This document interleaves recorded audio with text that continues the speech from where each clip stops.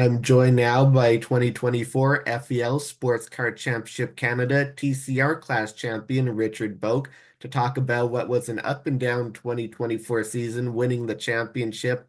So I guess we'll start with sort of those up weekends. You won 3 out of 4 races at CTMP, along with a win and a runner-up finish on the streets of Toronto. How would you describe those weekends at CTMP in Toronto? Yeah, they were really good. We started off the season with 2 wins at the first round, which was really nice. Everything was looking promising.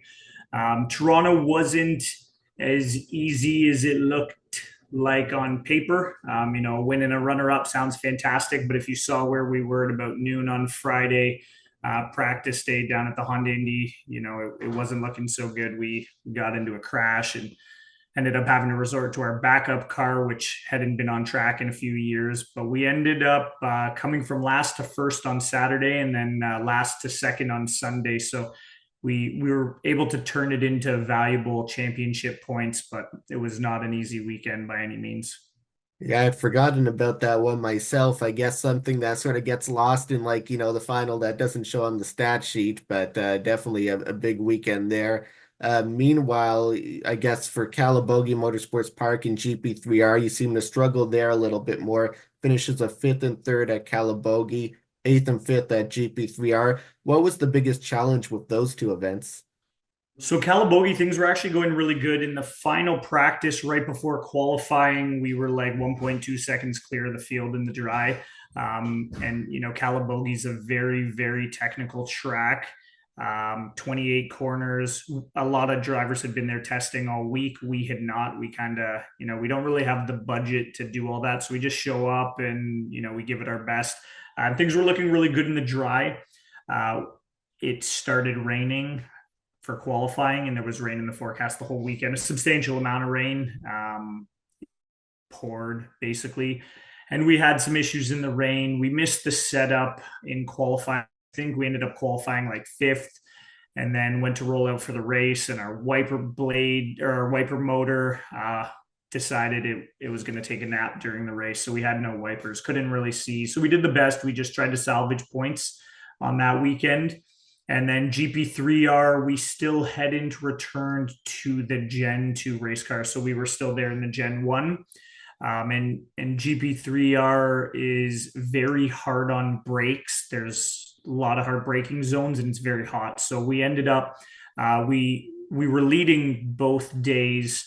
So we had a chance at the win, but car overheated in both races, and it was going into a conservative mode where it wouldn't allow any revs past 4,000 RPM. So, the finish wasn't the result that we showed pace wise. We had the ability to win both days, but it was kind of just out of our control. We knew that we were going to be an underdog there, and it was kind of just salvaging as many points as we can until we get the Gen 2 race car back, and then we have the proper equipment to compete.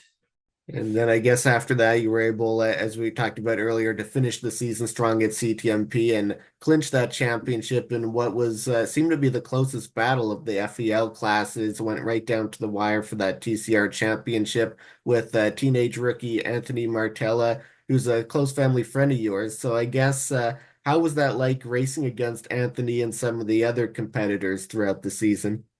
It was good. The FEL Championship has a great group of drivers across all categories, but I'd say mainly TCR. It's the biggest category.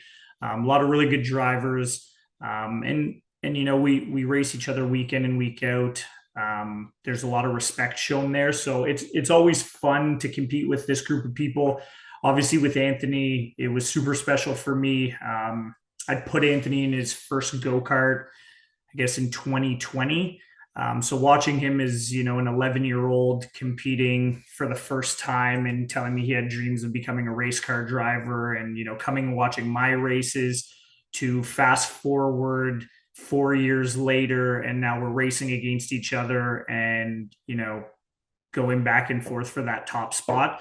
It was super special to me, watching Anthony get his first win at the Honda Indy was also very special. But it was also it was very rewarding at the same time. And I don't really know how to explain it, but even though we were racing against each other, I was still coaching and mentoring Anthony and, giving him every opportunity to succeed and telling him what he needed to do to beat me, which is, a little bit unorthodox in racing because at the end of the day, he is still my competitor. But I truly believe that I tell him everything he needs to do to beat me, he still has to execute on it. And so I always told him that I'm gonna teach you everything that I know, and at the end of the day, you've got to execute on it.